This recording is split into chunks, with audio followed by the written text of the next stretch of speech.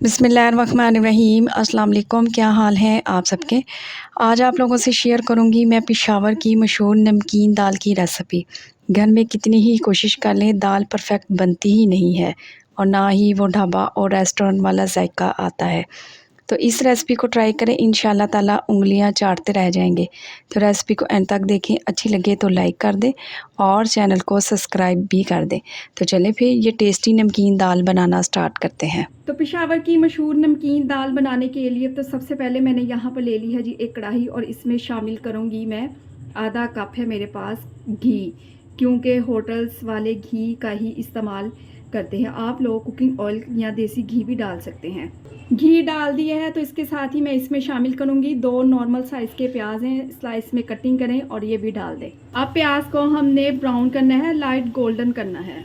बस जैसे ही प्याज लाइट गोल्डन कलर में आ जाए तो इसमें डाल देंगे 1 टीस्पून है मेरे पास लहसुन अदरक का पेस्ट, 1 टीस्पून इसमें डाल देंगे साबुत सफ़ेद ज़ीरा, 5 से 6 लौंग, दालचीनी की स्टिक्स है मेरे पास छोटे छोटे, ये डाल देंगे टुकड़े। और जैसे ही लहसुन अदरक अच्छे से भुन जाए, इसमें से अच्छी सी खुशबू आने लगे तो मैं इसमें डाल दूंगी हरी मिर्चों का पेस्ट है मेरे पास 6 से 7 मैंने लेके उनको पीस लिया था। इसके साथ ही मैं इसमें शामिल करूंगी 1 कप भर के मेरे पास है दही, फ्रेश वाला डालेंगे तो दाल में मज़ीद अच्छी खुशबू और जायका आएगा।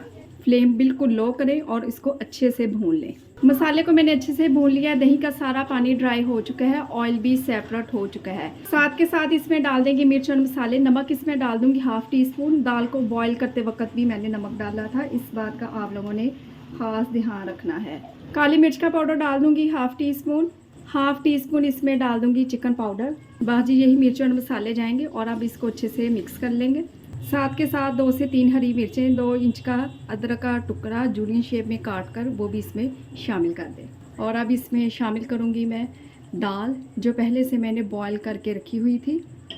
अगर इस दाल को वज़न में देखेंगे तो ये 250 ग्राम यानी कि 1 पाव के करीब है। दाल को मैंने अच्छे से बॉईल कर लिया है और बिल्कुल हल्के हाथों से अब इसको मिक्स करेंगे। चलें जी, अच्छे से मिक्स कर लिया है। 5 से 7 मिनट के लिए मैं इसे दम पर पकाऊंगी ताकि दाल में सारी मिर्च मसालों का टेस्ट आ जाए और ऑयल भी ऊपर आ जाए।